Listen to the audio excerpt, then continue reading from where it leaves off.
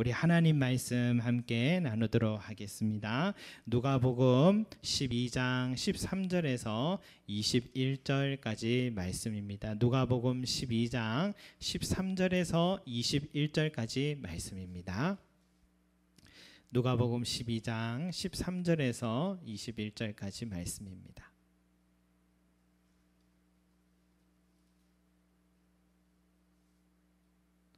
누가복음 12장 13절에서 21절 말씀.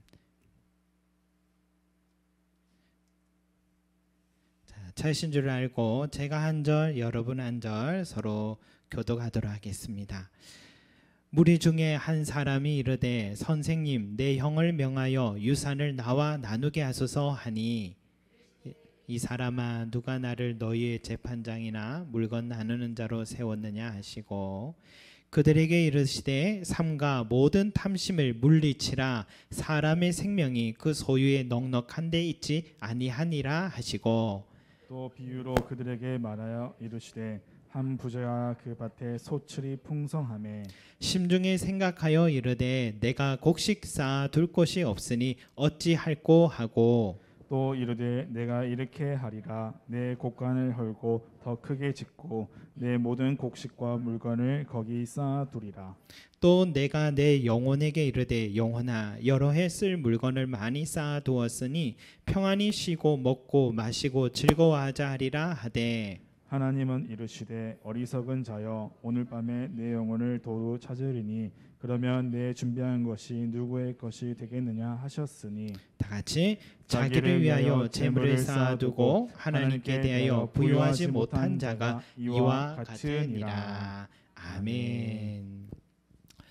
여러분, 예수님께서 무리들에게 두려워하지 마라 라고 말씀하셨죠. 먼저는 사람을 두려워하지 마라, 그리고 죽음을 두려워하지 마라, 먹고 사는 일을 두려워하지 마라, 또 위협한다 하더라도 그 사람들 앞에서 나를 시인하는 것을 두려워하지 말라라고 말씀하셨습니다. 여러분, 이 모든 말씀의 맥락은 우리의 시선을 여기 이 땅에 연연해 하지 말고 장차 우리에게 다가올 하나님의 나라를 바라보라라는 이 뜻을 갖고 있다 할 수 있겠습니다. 그런데 이렇게 한참을 주님께서 이야기를 가르치시고 하셨는데도 여러분, 엉뚱한 말을 하는 사람이 간혹 있죠. 그가 오늘 말씀에 나오는 이 한 사람입니다. 그에게는 아버지께 상속받을 땅이 좀 많이 있었나 봅니다.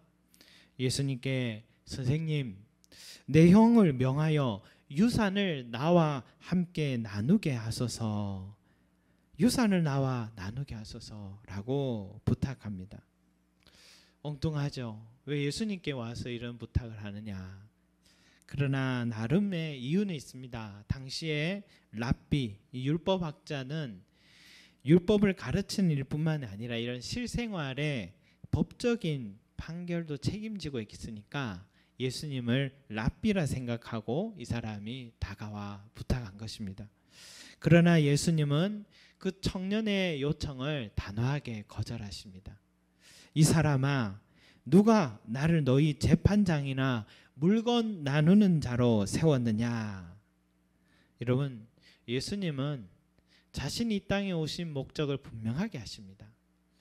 오늘의 랍비들처럼 하나님 율법을 가르치는 선생으로 오신 게 아니라는 거죠. 맞는 말이죠. 예수님께서 이 땅에 오신 목적은 어떻게 하면 남부럽지 않게 먹고 살고 안정된 직장, 사업장을 갖고 건강을 잘 유지하는 비결이 무엇이고 노후는 어떻게 준비하는지, 인간관계는 어떻게 하는지라는 현세적인 문제 때문에 오신 게 아니라 인생에 있어서 더 근원적인 문제, 즉 인간이란 어떤 존재인가, 인간이 처한 비참함은 어디서 비롯된 문제인가, 그 비참함을 해결하기 위해 무엇이 필요한가, 하나님은 인간을 구원하기 위해 어떤 대안을 마련하셨고 구원받은 인간에게 얻게 된 축복은 무엇인가와 같은 근원적인 차원 높은 문제를 말씀하시고 직접 해결하기 위해서 주님이 오셨습니다. 그런데 이 사람은 집안 상속 문제를 해결하는 것을 요청한 것입니다.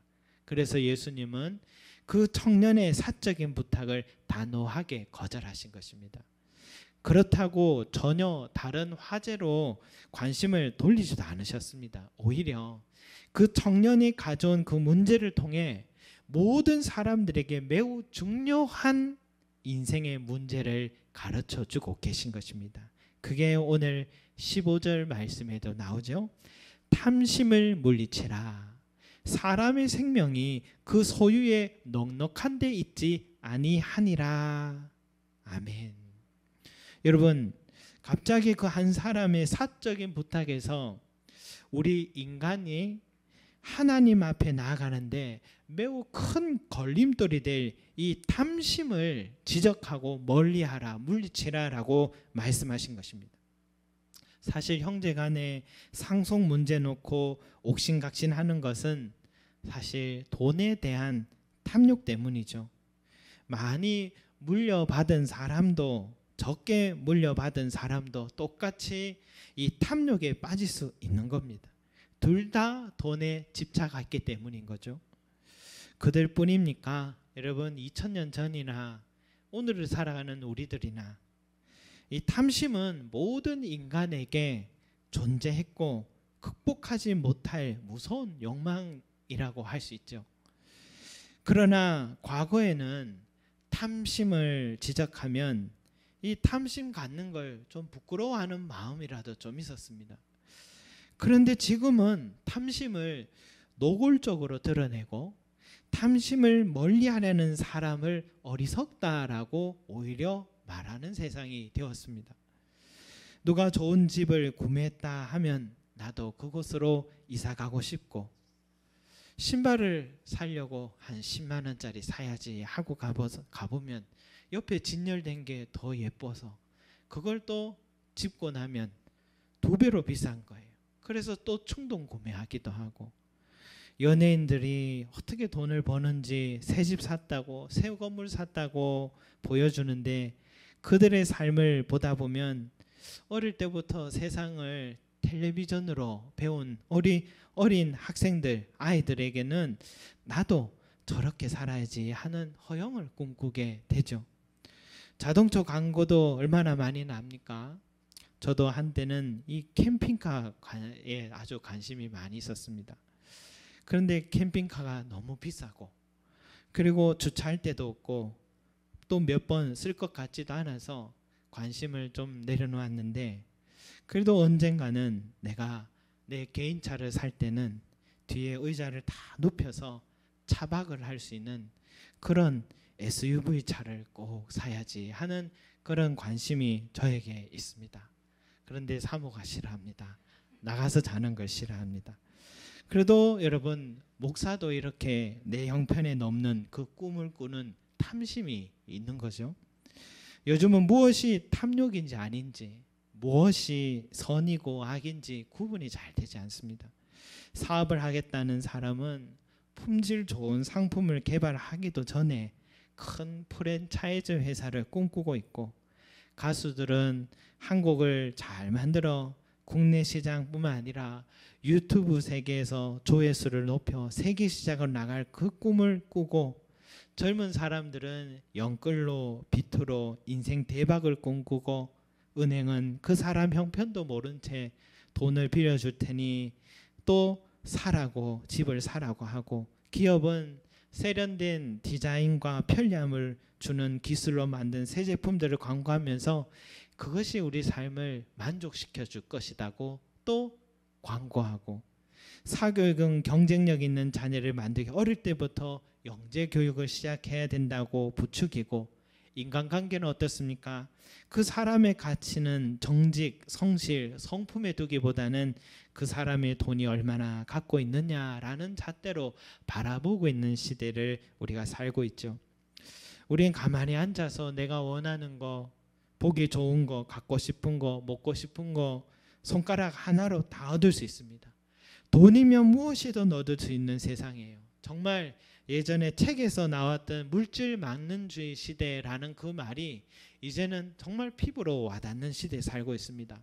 돈이 있으면 학력을 높이는 데도 유리하고 학력이 높으면 사회적 지위 높이는 데도 유리하니까 돈은 인생도 업그레이드 해줍니다. 돈이 있으면 수명도 연장시켜 줍니다. 실제로 조사 결과에 부유한 지역 사람들이 평균 수명이 더 길다라는 연구도 있었습니다. 돈이 있으면 그 사람의 인성이 어떠하든 사람들은 욕하면서도 그 옆에 있으려고 하니 어쨌거나 외롭지도 않습니다. 여러분, 빚지는 것을 투자라고 표현합니다. 그래서 개인도 빚을 지고 가정도 빚을 지고 교회도 빚을 내 건축하는 걸 두려워 않고 기업도 빚을 지고 계속 확장하고 국가도 천문학적 빚을 졌으니까 현대인들의 생각에는 누가 빚 없이 사느냐, 빚 안 지고 사는 그 사람이 바보다, 그런 말을 서슴없이 하는 거죠. 여러분, 이런 시대에 성경의 가치인 절제해야 된다, 자족해야 된다, 일용할 양식에 감사해야 된다, 탐욕을 물리쳐라, 이런 말씀은 여러분 누가 이 말을 귀담아 듣겠습니까? 탐심을 물리치라는 말은 속세를 떠나 살아라, 이 말과 똑같은 말인데요. 도시 생활, 이 탐욕의 시대에 태어난 우리들은 지금 이 방식이 익숙하고 탐욕의 가치가 몸에 배어 있어서 벗어난다는 것은 상상할 수 없는 그런 삶인 것입니다. 그럼에도 불구하고 예수님은 오늘 우리에게 이 탐심을 멀리하라 명령하고 계십니다. 왜 그러냐? 누가복음 12장 15절에 나와 있죠. 사람의 생명이 그 소유에 넉넉한 데 있지 아니하니라 라고 말씀하셨어요. 바로 이것 때문입니다. 탐심은 생명과 연관이 있기 때문입니다. 여러분, 사람의 생명이 그 소유에 넉넉한 데 있지 아니하니라 라고 할 때 여기에서 생명, 여기에서 말하는 생명은 뭐냐? 우리가 지금 뛰고 있는 이 심장을 가진 육체적 생명만을 말하는 게 아닙니다. 이 생명은 여기 육체의 삶만이 아니라 죽음 이후의 영원한 삶까지를 다 포함한, 영생의 삶까지 포함한 생명의 단어를 말하는 것입니다. 그래서 우리가 땅을 많이 갖고 있거나 평생 먹고 살 돈이 은행에 가득 차 있거나 발전적이고 안정적인 기업에 보유한 주식이 넉넉해도 그 소유의 넉넉함이 여기 예수님께서 말씀하시는 이 생명을 지켜주지 못한다라고 말씀하시는 것입니다. 그래서 비유로 부유한 농부의 이야기로 말씀하고 계신 거예요. 한 농부가 자기 땅에 곧 추수할 것이 많은 것을 보고서 아직 몇 년 동안 평안히 먹고 쓸 수 있는 곡식들이 창고에 가득한데 또 이렇게 추수할 때가 되면 저 많은 수확들을 어떻게 할까? 여러분, 아주 배부른 걱정을 하고 있는 거예요. 그래, 지금 곡간을 헐고 더 크게 지어서 거기다가 쌓아둬야겠다. 그리고 농부는 자신에게 말합니다. 내 영혼아, 여러 해 쓸 물건을 많이 쌓아두었으니까 평안히 쉬고 먹고 마시고 즐거워하자 라고 자기 자신에게 말을 하고 있는 거예요. 자기 영혼에 말합니다. 여러분, 이 농부는 넉넉한 소유물을 갖고 있으면서도 어때요? 더 쌓아놓으려고 합니다. 쌓으면 쌓을수록 내 자신의 내일의 삶, 앞으로 몇 년 동안은 보장될 것이라, 또 앞으로 수년 동안은 자기 삶을 이 소유가 나를 지켜줄 것이다 라고 확신했습니다. 여러분, 이런 사람이 바로 이 시대에 성공한 사람들이잖아요. 소유가 넉넉하잖아요. 이 사람은 분명히 대토지를 가지고 있는 지주였을 것입니다. 수많은 종들을 거느린 기업의 오너와 같은 사람이었어요. 매년마다 소출이 나오는 대로 돈을 버는 대주주였습니다. 그러니 이 시대에 가장 성공한 사람이요, 이 탐욕의 시대에 가장 존경받는 사람이 바로 이 사람인 겁니다. 그러나 하나님의 생각은 어떻습니까? 전혀 달라요. 20절 말씀 우리 함께 읽어보겠습니다. 시작. 하나님은 이르시되 어리석은 자여, 오늘 밤에 내 영혼을 도로 찾으리니 그러면 내 준비한 것이 누구의 것이 되겠느냐 하셨으니. 아멘. 여러분, 하나님은 우리가 그 존경하는 이 탐욕의 시대에 존경받는 그 사람을 어리석은 사람이라고 분명히 선언하십니다. 왜 어리석느냐?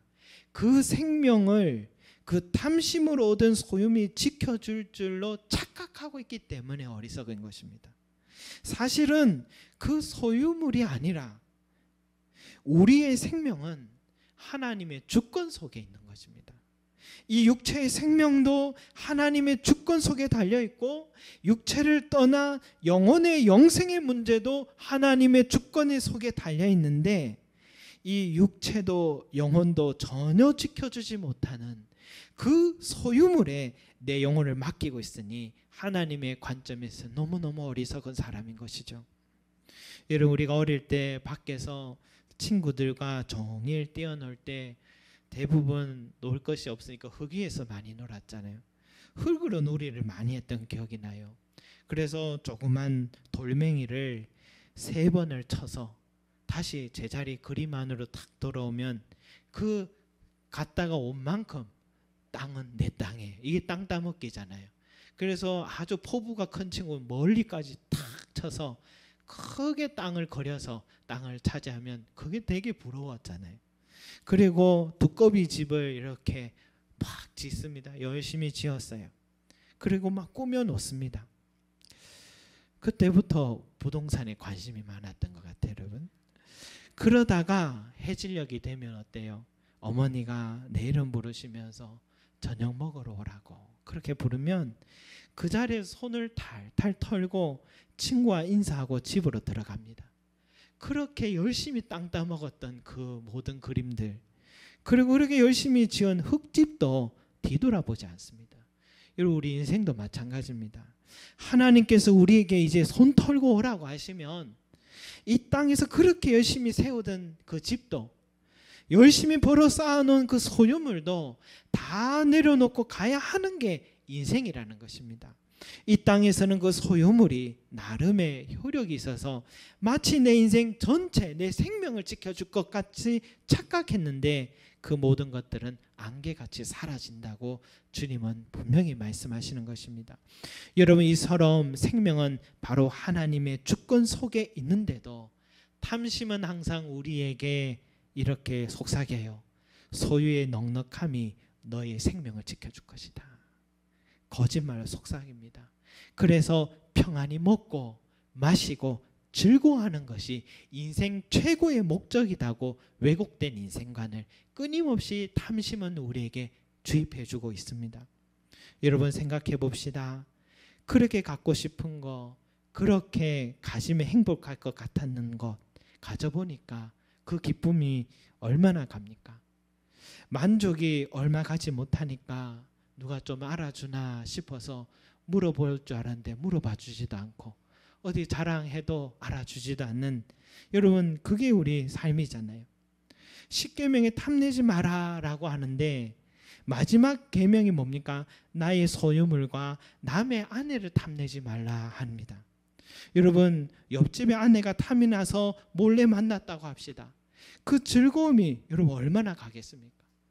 그리고 탐욕이 주는 달콤함은 짧은데 고통과 비참함은 헤아릴 수 없다는 것을 우리는 많은 경우를 보고 알 수 있습니다. 소유의 넉넉함이 생명을 지켜줄 것이다 생각했지만 우리나라의 최고의 기업주가 작년에 소천했잖아요. 그 많은 재물이 그의 생명을 지켜주지 못합니다. 자신의 회사의 소유의 병원도 최고의 의료진도 그의 의식도 깨우지 못한 채로 수년을 누워 지내야 했습니다. 우리나라 최고의 높은 빌딩을 지은 오너는 휠체어를 타고 정상까지 올라가 창밖을 보며 하는 첫 마디가 여기가 어디냐라는 것이었습니다. 여러분, 소유의 넉넉함은 인지력의 노화도 막지 못합니다. 그 소유의 넉넉함이 생명을 주지 못한다라는 주님의 말씀은 진리였습니다. 그 소유의 넉넉함이 내 육체도 못 지켜주고 육체를 벗어난 후 영원한 생명의 길로 더더욱 영향을 미치지 못하는 것을 우리에게 말씀을 해주고 계신 것입니다. 여러분, 탐심을 물리치라는 주님의 말씀은 강한 어조가 들어있음을 느낄 수 있습니다. 탐심을 멀리하라고 하지 않으시고 물리치라 하십니다. 주님은 오늘 이 한 사람의 부탁에서부터 급조로 이런 주제를 말씀하신 것 같지만 항상 탐심에 대해서 우리에게 주의하라고 여러 번 말씀하셨습니다. 이것은 생명의 문제이기 때문입니다. 항상 우리 자신이 그리스도인이라고 해도 내 안에 탐심에 물들어 있는 것은 아닌지 항상 우리 자신을 살펴야 됩니다. 만약 세상 사람처럼 탐심을 그대로 방치하고 있다면 속히 그것들을 물리치려는 노력이 지금 당장부터 시작되어야 할 것입니다. 여러분, 그렇다고 해서 이 말씀이 전혀 경제 생활도 하지 말고 내 이름으로 된 통장에 저축도 하지 않고 어떤 투자로 인한 수입을 거절하라는 이 금욕적 삶을 말하는 게 아님을 꼭 기억하시기 바랍니다. 주님도 제자들 중에 돈깨를 맡은 회계 집사도 세우셨고 항상 그렇게 하신 이유가 뭡니까? 남의 집에서 얻어 먹을 수 없는 일이잖아요. 이 땅을 살아가며 돈은 반드시 필요합니다. 내가 대접받으면 나도 남 대접할 수 여유가 있어야 됩니다.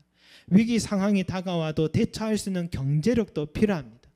주님은 우리가 무엇을 먹을까 입을까 염려하지 말라고 하셨지 집에서 가만히 앉아서 일도 하지 않고 경제생활하지 말라 그 말하지 않으셨던 것입니다. 여러분, 그렇다면 이 탐심의 시대를 살아가면서 탐심을 물리치는 것이 어떻게 가능하냐? 여러분, 21절에 그 힌트가 들어있다 생각합니다. 어떤 말씀이 있습니까? 자기를 위하여 재물을 쌓아두고 하나님께 대하여 부요하지 못한 자가 이와 같으니라. 아멘. 여러분, 탐욕에 빠진 사람은 재물을 쌓되 자기를 위해서만 쌓는다. 또 하나님께 대하여서는 가난한 사람이다 라고 말하는 것이죠. 이게 탐심의 사람이에요. 그러면 탐심을 물리친 사람은 어떤 사람입니까? 오늘 이 말씀을 거꾸로 읽으면 됩니다. 재물을, 이웃을, 남을 위해 쌓고 하나님께 부요한 자가 되는 것. 이 사람이 탐심을 물리치는 사람인 것입니다. 여러분, 이 사람이 탐심의 시대를 살아도 탐심을 물리칠 수 있는 사람이다. 여러분, 탐심은 하나님을 떠난 인간의 본성인데 탐심을 물리칠 수 있는 유일한 방법은 하나님을 가까이 하고 하나님의 영이신 성령이 나를 사로잡을 때만 가능한 일입니다. 초대교회 성도들이 바로 그 예인데 그들이 성령에 충만한 사람이 되었을 때 그때부터 생명의 주권은 하나님께 있음을 알고 사는 것도 죽는 것도 주의 것임을 알아 목숨도 두려워하지 않고 또 이 땅에 더 살아보겠다고 연연하지 않고 그리고 내가 지금까지 소유했던 그 모든 소유물들의 주인이 내가 아니라 하나님의 것임을 깨닫게 되는 것입니다. 그래서 자기를 위해 쌓지 않기 시작합니다. 그래서 사도행전 2장 44, 45절 이런 말씀이 있어요. 이들의 삶을 이렇게 표현합니다. 믿는 사람이 다 함께 있어 모든 물건을 서로 통용하고 또 재산과 소유를 팔아 각 사람의 필요를 따라 나눠 주며라고 했습니다. 그들은 나만을 배불리는 이기적인 탐심을 물리치고 내게 있는 것으로 어려운 이웃들 또 어려운 성도들의 삶을 살폈고 나누기로 결심한 것입니다. 여러분, 이 땅의 소유는 내가 이 세상을 떠나면 다 사라진다고 생각하면 그것 또한 틀린 생각입니다. 내가 죽으면 내 소유를 전혀 갖고 가지 못한다라고 생각하는 것도 틀린 생각입니다. 예수님은 분명히 말씀하셨어요. 오직 너희를 위하여 보물을 하늘에 쌓아두라. 거기는 좀이나 동록을 해하지 못하고 도둑이 구멍을 뚫지 못하고 도둑질도 못하느니라. 예수님은 분명히 이 소유를 하늘에 가져갈 수 있고 쌓아둘 수 있다고 말씀하십니다. 어떻게 가능하냐? 이 땅에 살아갈 때 나를 위해 쌓아두기만 하지 않고 이웃을 위해 사용하고 하나님의 선한 일이라면 기꺼이 드릴 수 있는 바로 그 삶, 이것이 하나님 나라의 보물을 쌓아두는 삶이 되는 것입니다. 여러분, 이런 차원 높은 목표와 인생관을 가진 사람이 어떻게 이 탐심을 품고 살아가겠습니까? 사랑하는 성도 여러분, 탐심을 물리치시기 바랍니다. 생명은 탐심으로 얻게 된 넉넉한 소유물에 있지 않다라는 것을 깨달으시기 바랍니다. 우리는 분명히 탐심의 시대에 태어났고 살아가고 있습니다. 그러나 우리의 본향은 하나님의 나라임을 잊지 말고 하나님의 나라의 법칙을 말씀하고 계신 오늘 예수님의 말씀에 나의 삶을 맡기고 내 생명을 맡기고 살아가시기 바랍니다. 길고 짧은 것은 끝까지 가봐야 합니다. 지금은 내가 세상 사람들에게 어리석다 소리를 들을지 모르겠지만 탐심을 물리치려고 살아간 내가 결국은 가장 옳은 길을 택한 사람이 된다는 것을 우리는 보게 될 것입니다. 오늘도 주님의 말씀에 순종하시고 눈에 보이는 그 소유물에 내 마음과 생명을 다 맡기지 마시고 정직이로서 그 소유물을 하나님의 나라와 이웃을 위해 사용하시는 저와 여러분들이 되시기를 간절히 소망합니다. 기도드리겠습니다. 사랑과 은혜가 많으신 우리 아버지 하나님, 주여, 우리는 탐심이 이미 몸에 배어있는 사람들입니다. 그래서 무엇이 탐심인지 아닌지도 구분하기도 어렵고 탐심이 왜 잘못됐는지도 이제는 알기 어려운 그런 시대에 살고 있는 저희들입니다.